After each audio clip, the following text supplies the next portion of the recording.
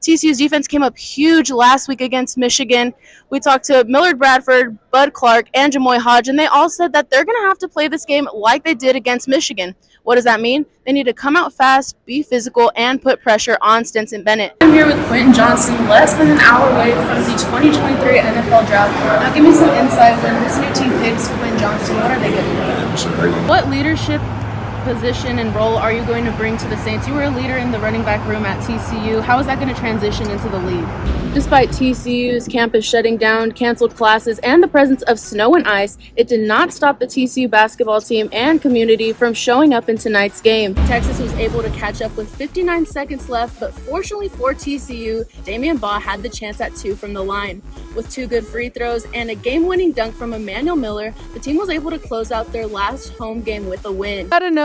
What was the best dance move y'all saw today? The worm. I ain't gonna lie to you. I wouldn't. I seen a lot of gritty. I seen a lot of spinning the balls, but the smoothness of the worm. If I try to do that, I'll probably hurt myself. So, shout out to bro. I need some lessons. Same here. What about you, Kendra? It was most definitely the worm. The worm, it got me.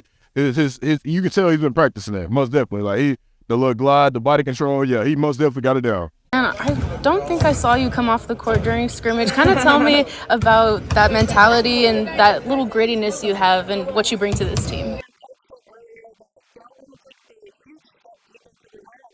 The Phoenix squad came out fast and aggressive, taking an 8-point lead in the first quarter, 26-18. The Wings knew that they had to combat this point deficit and had the help from Kalani Brown and Maddie Segrist.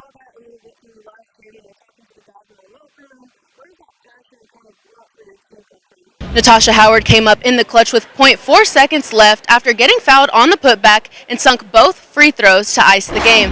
Head coach Latricia Trammell said post-game that her starters are phenomenal, but to not underestimate the power off of the bench this Dallas squad has.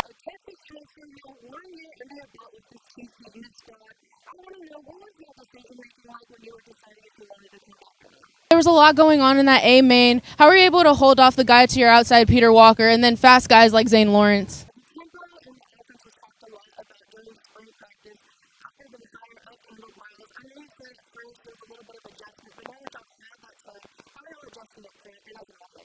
It's a pretty unique situation. There's no film to kind of look back at for Colorado. So how do you think TCU prepares for a versatile guy like Travis Hunter who can play on both sides of the ball? Well, congrats on the win tonight against Dallas. Obviously, this isn't your first time facing Dallas, nor your former teammate Satu Sabali. Talk a little bit about playing with her at Oregon and now going against her in the W. 8-time All-American, 2-time Olympian, and you led TCU to 2 national championships.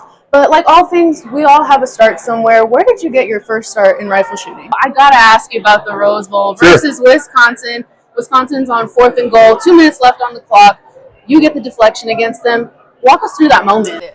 But what I'm really excited to see out of him is that even Jalen Robinson said this week that he's, on quote, a slinger, which means he's going to use that pass game a lot, which I feel like we haven't seen a lot of success with that pass game. We've seen a lot of good runs, but I'm excited to see some opportunities open up on the offense, especially for our tight ends and then our transfers like J.P. Richardson, Jack Betch.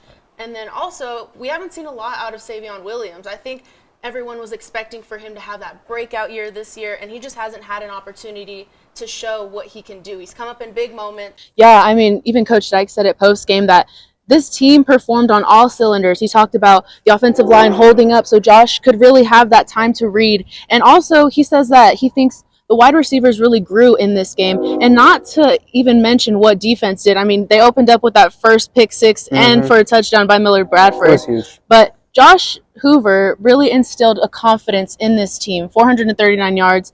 I'm excited to see what they're going to do as they head up to Manhattan. What have you seen out of K-State secondary, guys like Austin Moore and safety, Kobe Savage, who led in tackles versus Texas Tech?